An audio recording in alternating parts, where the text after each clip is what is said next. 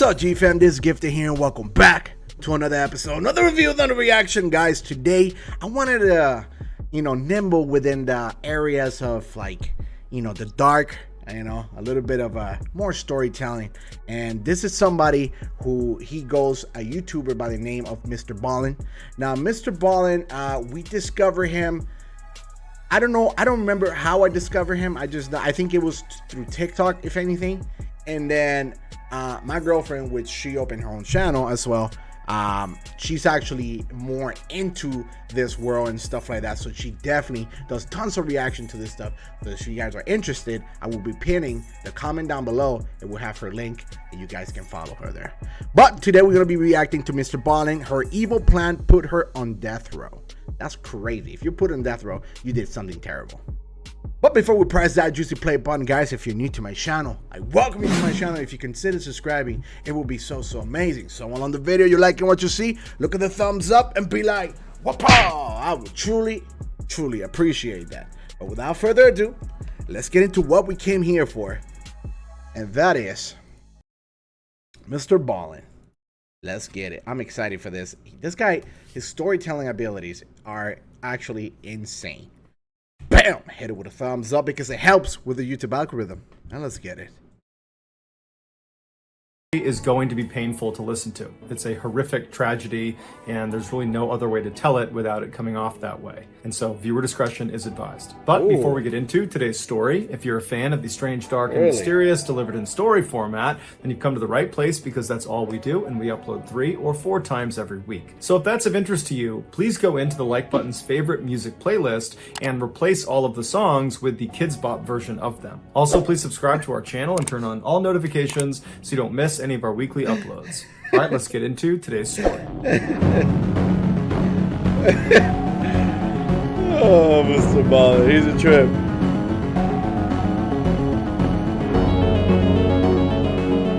Betrayed. In the early 1960s, 2 high school classmates in South Carolina named Carol and Reggie fell in love with each other. Every day in the halls, they'd hold hands and they'd laugh with each other and whisper to each other, and then outside of school, they were inseparable. But despite their seemingly perfect relationship, it didn't last long. They both had different ideas about what the future should hold, and so after graduation, they broke up. Reggie went on to join the US Navy, where he served for a number of years all over the world. He would at one point get married, but that marriage would end quickly, and then after he got out of the military, he got a job at a railroad back at his hometown in South Carolina. As for Carol, after graduation, she got married and divorced too, twice actually, but it was her second failed marriage that nearly killed her. On February 18th, 1987, Carol was living with her 10-year-old daughter Rhonda in South Carolina when her estranged second husband came up to the door and knocked.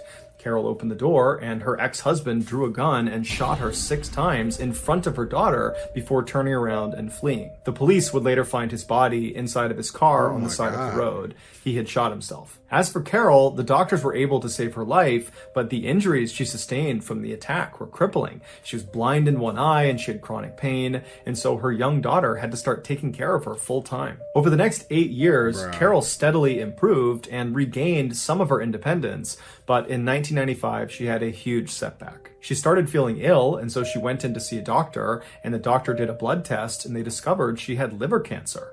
It would turn out the blood that was given to her after the attack, that had been transfused into her body to save her life, it had been tainted with hepatitis C. And so she got hepatitis C without realizing it, and because it had been untreated, it led to liver cancer. You got to be kidding me, bro.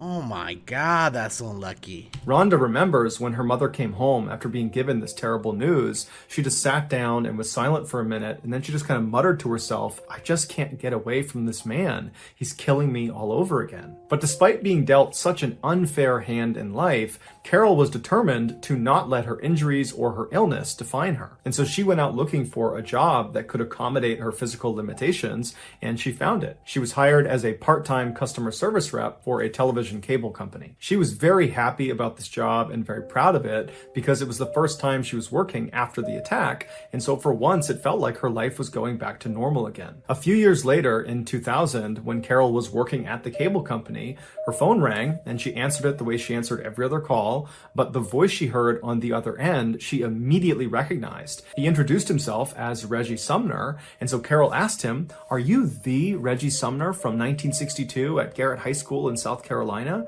And he said, "Yeah, that's me." And Carol said, "I'm your ex-girlfriend. We dated in high school." Oh my and so it was God. this incredible reunion, this totally chance phone call, and for the next hour or so, they just chatted on the phone about everything from their kids to their relationships they've been in to what they're up to now. I mean, they had a lot to catch up on since they hadn't seen or heard from each other in nearly 40 years. And so before they hung up, they realized they lived near each other, and so they made plans to get together in person. Rhonda would say her mother, when she came home that night, was like a 16-year-old girl all over again. She talked endlessly about how great Reggie was and how good-looking he was and how excited she was about their upcoming date. And so a couple of days later, Carol and Reggie have this date, and when Carol comes home, Rhonda would say it was obvious her mother had fallen head over heels in love with Reggie all over again. And luckily, Reggie had fallen in love with Carol too, because less than 6 months later, they got married and became Mr. and Mrs. Sumner. Within a year of their marriage, they decided to sell their home in South Carolina and move to Jacksonville, Florida to retire. Even though caring for her mother for all those years had been quite difficult for Rhonda,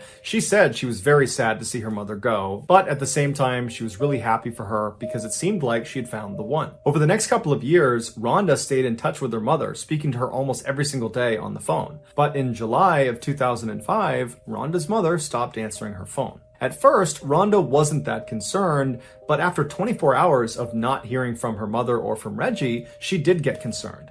Because even though Reggie was able to care for Carol, he wasn't in the best shape himself. He had debilitating diabetes, and he had recently broken his leg, and so was largely confined to a wheelchair. And so if they were to leave their house for an extended period of time, they wouldn't do it without asking for help from Rhonda. And so over the next couple of days, Rhonda incessantly called her mother and called Reggie, but she never got through to them. And so finally, after almost 72 hours of not hearing from them, she decides to just hop in her car and drive the 4 hours to Jacksonville to check on them personally. When she got there, she saw her mother and Reggie's car was not in the driveway like it normally would be. And so Rhonda went up to the front door and she knocked and she's yelling for her mom, but nobody's coming to the door, even though lights are on inside the house. And so Rhonda eventually tries the handle of the door and it's open. And so she opens it up, she steps inside, she yells again for her mom and for Reggie, but no one yells back.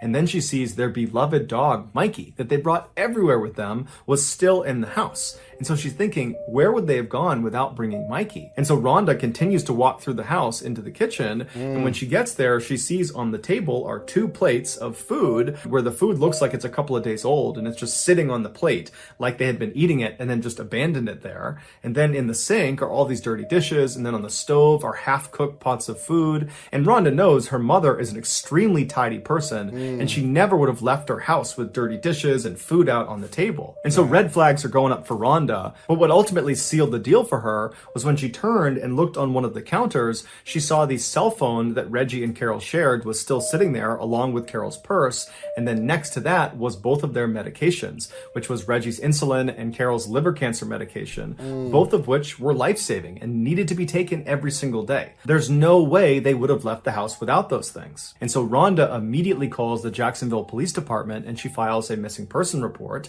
And before long, the missing couple's story is all over the news and all of the networks are asking people if they have information to come forward. But no one came forward. And so the only lead the police had was to track down the Sumner's car, which was missing from their driveway when Rhonda showed up at their house. So the police shared the description of their vehicle all across the state, and very quickly they got a hit. The car had been found abandoned in a Florida town about 1 hour west of Jacksonville. It had been parked in this semi-forested, very secluded area off of a dirt road, and there was nothing inside of it, but they saw the battery had been taken out, leading some of the officers to speculate that perhaps the Sumners really had just driven away from their home without telling anybody and then ran into car troubles. But that theory would quickly be thrown out the window when 5 hours later, the Jacksonville police received a very strange phone call. The man who called in said he was Reggie Sumner, and he said he had seen the news about him and his wife being missing and that was just totally not true, that in reality they had left, but they were just fine and they'd be back soon. The police are immediately suspicious of this person. They don't think it's Reggie Sumner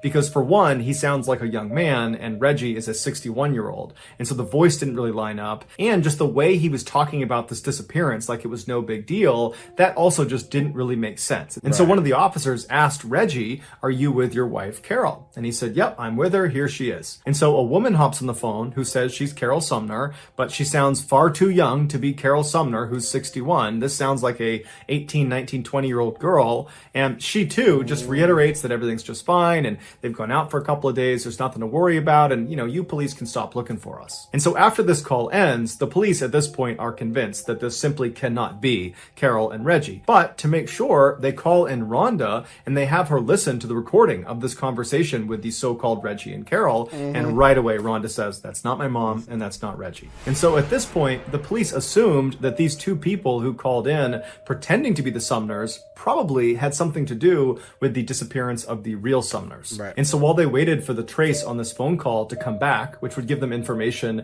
about who was calling and from where, the police decided to investigate another angle. The police looked at the Sumners' bank statements and they saw their bank card had been used at an ATM in South Carolina after the Sumners had been reported missing. And so they called that bank and they asked for the CCTV footage from that ATM. And when they watched it, they saw that it was not Carol or Reggie Sumner withdrawing funds. It was some unknown man in his early 20s. Right after this discovery of this unknown man, the trace from the phone conversation with the imposter Sumners came back, except it was tied to a fake name at a fake address. So that wasn't helpful to the police in their investigation. However, when they went through this cell phone's call logs, which they got with the phone trace, they saw whoever owned the cell phone had recently placed a call to a car rental company in South Carolina. And so the police call this car rental company and they speak to the manager and they're able to figure out that somebody using this cell phone number had indeed called and had rented a car, and the car they rented matched the description of the car the unknown man was driving in the ATM surveillance footage. But this car had been rented to a woman. Her name was Tiffany Cole. The rental company told police that all of their cars had satellite tracking information built into them. And so police were able to use that information to track Tiffany's rental car to a motel in South Carolina. The initial thought was that maybe the Sumners are being held against their will in this motel. And so very quickly, a police force was organized, and on the morning of July 14th, so 6 days after the Sumners were listed as missing, they arrive at this motel, they go to the front desk, they find out what room Tiffany is in, they get the key, and they go up and they open the door. The Sumners were not inside. Instead, there were 3 young adults sitting there. It was 24-year-old Tiffany Cole, her boyfriend, 23-year-old Michael James Jackson, and his friend, 19-year-old Alan Wade. Also in the room were dozens of bags of recently purchased merchandise, like computers and video games and clothes and perfume, and also they discovered the key to the Sumners' vehicle and Reggie Sumner's prized coin collection. The police brought all 3 back to the police station and put them in separate rooms to be interrogated. At this point, it was obvious to police that these 3 had something to do with the Sumners' disappearance. They had all these things in the room that tied them to the missing couple. And so now the police, as they interrogated them, it was not so much about connecting them to the Sumners as much as it was about helping them find the Sumners. At first, all 3 of them either didn't talk or were totally uncooperative. But under intense questioning, Tiffany cracked a little bit. She said that they had robbed the Sumners, but nothing more. They didn't do anything else besides rob them. And there had been a 4th person involved in the robbery, 19-year-old Bruce Nixon, who was friends with Alan Wade. Bruce lived nearby, so the police quickly rounded him up and brought him in for questioning, and unlike the other 3, Bruce immediately caved. And the story he told about what happened to the Sumners brought many of the police that were involved in this investigation to tears. He said it all started with Tiffany. Tiffany used to be neighbors with the Sumners back when they still lived in South Carolina. Tiffany had a pretty rough upbringing and her father was permanently sick. And so the Sumners kind of took her under their wing and looked after her and built a very close relationship with her and kind of treated her like she was one of their daughters. Anything she needed, if she needed money, food, anything, they would give it to her. For example, in 2001, right before they left for Florida, they sold a car to Tiffany, but they sold it for basically nothing because they knew she didn't have any money and she really needed a car. 4 years later, in June of 2005, Tiffany was partying in Jacksonville, Florida with her new boyfriend, Michael James Jackson, when they got kicked out of the house they planned on staying in for the night. And so now they don't have a place to stay, they don't have any money, and that's when Tiffany remembers the Sumners had moved to Jacksonville and they would always help her out if she needed anything. And so the two of them drive to the Sumners' house in the middle of the night, they haven't called them, and they just knock on the door, totally uninvited, and Carol comes to the door, and when she opens it, she sees Tiffany, and immediately she's like, "Oh my goodness, I haven't seen you in so long. Come in, come in. Who are you? Oh, Michael, great to meet you. Come on inside. I'll get you food. We'll get you fed. What do you need? What can we do for you?" And so that's when Tiffany explains to them that their plans had kind of fallen through and they didn't have a place to stay that night, and would it be possible to stay with them? And so Carol and Reggie right away say, "Absolutely no problem. Tiffany, Michael, you guys are guests here. You're welcome. Stay as long as you want." And so that night, Carol cooked a big meal for them and they all sat down at the table. And at some point, Carol and Reggie talk about the sale of their house in South Carolina, and somehow it came up that they had made $99,000 in profit from this sale. And they were so happy about it because now they could really retire comfortably. And so as soon as they said that, Tiffany and Michael shot glances at each other because they knew they had to come back and rob them. The next morning, Carol and Reggie got up early, they made coffee and they made breakfast, and they were hoping that Tiffany and Michael would stick around for the day and spend some more time with them. But Tiffany and Michael were very quick to want to leave. They said, "Thank you very much, we got to hit the road." And so they left. And as soon as they get in the car, they start planning how they're going to come back and rob the Sumners and get their hands on that $99,000. 1 month later, on the evening of July 8th, after all robbery preparations have been made, Bruce Nixon and Alan Wade show up at the Sumner house and they knock on the door. When the door opens, it's Carol, and she doesn't recognize either of them, but being as kind and generous as she was, she said, "Hey boys, what can I do for you? How can I help you?" And this was exactly what Bruce and Alan were expecting based on what Tiffany told them. She said this couple would be very easy to exploit. And they tell her that their car had broken down and they needed to use her phone. And so she's a little bit skeptical, but ultimately she says, "Sure, come on in." And so Bruce and Alan go inside the house, the door shuts behind them, and as soon as it does, one of them draws a fake gun that looks very real and pointed it at Carol, while the other one began tying her up with cord and with duct tape. And so Carol begins screaming and making a bunch of noise, and Reggie, who's in the garage out of sight, he hears her. He comes running in to see what's going on, and he sees these two men who immediately attack him, and Reggie's got a broken leg and he's already pretty weak and frail, and so he doesn't put up much of a fight. And before long, he and his wife were all taped up and restrained on the couch, and they were having duct tape wrapped around their heads until everything was covered except for a slit underneath their nose so they could breathe. And so with the couple completely under control and at the mercy of their captors, one of the men texted Michael, who was down the road with Tiffany inside of Tiffany's rental car, and the text just said, "All clear." And what that meant was Michael could now come up and help them rob the house. And so Tiffany stays down the road in the rental car. Michael makes his way up. He goes inside, and he, Bruce, and Alan proceeded to ransack the house. And while these three men are moving room to room, taking all of their valuables, Reggie and Carol are probably thinking to themselves that, you know what, this is awful, we're getting robbed, but after they take whatever they take and they leave, we'll be fine, we'll recover.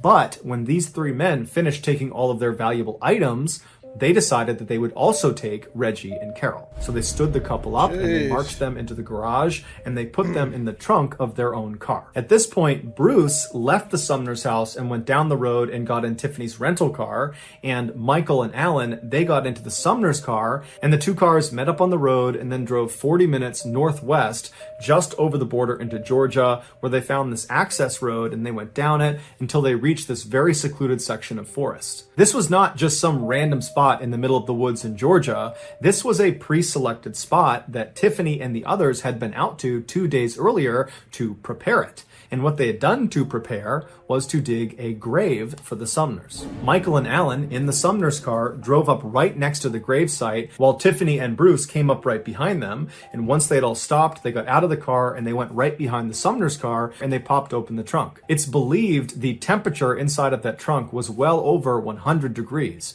And so Reggie and Carol were sweating profusely, and the sweat had caused their restraints to slip off their wrists and slip down off their face. And so the two of them were found holding on to each other and crying and praying. Seeing how weak they already were, the group decided they did not need to put new tape around their wrists or their face. They weren't going to go anywhere. And so they grabbed the two and they pulled them out and dumped them on the ground. It was probably around this time that the Sumners realized Tiffany was one of these four people that was doing this horrible thing to them. And I can only imagine the heartbreak they experienced. This girl that they took in under their wing, that they thought of as a daughter, was betraying them in such a heinous and horrible way. But there was no time to feel upset about it, because as soon as they were dumped on the ground, Michael grabbed Reggie and kind of threw him over to the side and said, "Sit down, don't move, or I'm going to kill you and your wife." And then the others grabbed Carol and dragged her away from her husband over to the edge of the grave, where they literally ripped the jewelry off of her face and off of her body. And then after all the jewelry was gone, they pushed her into the grave. Then they walked over to Reggie and dragged him over and threw him in with his wife. As soon as the couple was in the grave together, they repositioned themselves so they were both sitting up, one in front of the other, with Carol behind Reggie, and she threw her legs and her arms around Reggie, just kind of clutching onto him, and she buried her head into his back and she began crying. The original plan, apparently, had been to take the Sumners and put them in this grave and pretend like you were going to do something to them to scare them into giving up all of their information, all of their banking information, and anything else that was valuable. And it worked. And so as Carol is crying into Reggie's back, Reggie is pleading with the group. He's pleading to them, "Let me give you everything I have. Whatever you need, it's yours." And so Michael said, "Give me all your ATM bank card numbers, give me your PIN numbers, everything." And so Reggie did. He gave him all the information he could possibly give to him. And then, for some reason, despite the fact that at this point, the group has taken everything of value from this poor couple, they have extracted all the valuable information they could possibly get from them. Despite that, they decide that that's not enough. They need to kill the Sumners. And they need to kill them in the worst way imaginable. That's crazy. They need to bury them alive.